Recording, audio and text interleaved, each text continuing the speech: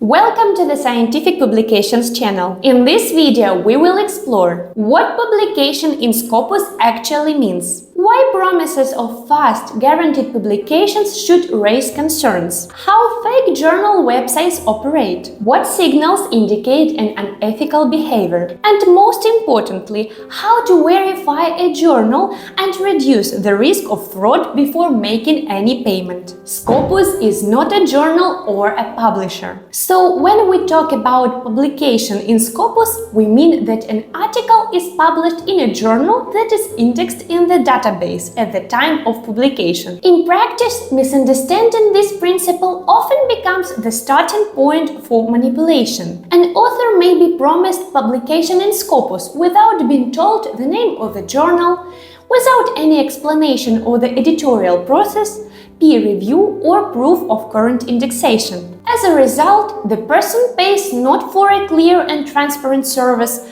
but essentially for an abstract promise. A high-quality Scopus indexed publication is almost never a fast process. Reputable journals follow several stages: editorial screening, technical checks, peer review, manuscript revision, re-evaluation, and final editorial approval. All of this can take several months, and sometimes longer. This is why any promise such as publication in few days, accepted without revisions, or 100% guaranteed should be treated with caution. One of the most common fraud schemes is the promise of guaranteed publication within a short time. Authors may be told that a decision must be made urgently, that only a few places remain, that the journal is about to close submissions, and that there is a unique opportunity to submit quickly and easily. Sometimes this communication sounds very convincing. Polite replies, confident wording, and a professional tone. However, if there is no clear information about review stages, the type of peer reviewer,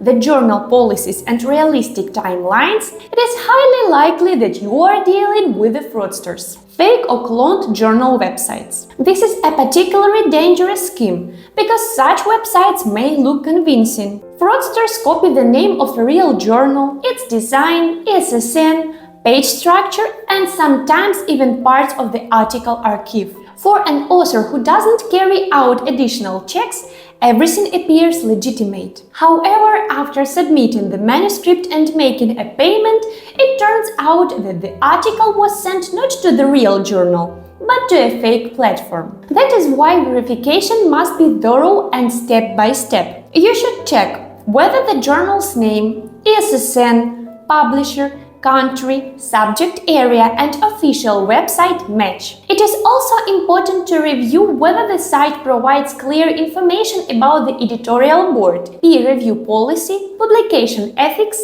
submission guidelines, payment terms, and official contact details. If a website looks overly simple, contains language errors, hides basic information, or offers communications only through messengers instead of official channels, this is a reason for additional caution. Concealing key information until payment. The greatest risk arises when you do not receive all the necessary information before making a payment. For example, you are not told which journal will be used, the logic behind its selection is not explained, or direct questions about timelines, costs, cooperation format, refund policy, or editorial risks are avoided. In a professional interaction, basic information shouldn't be hidden. If you're asked to pay first and only then receive the details, it means the risk is behind shifted entirely onto you as the author. The main conclusion is very simple.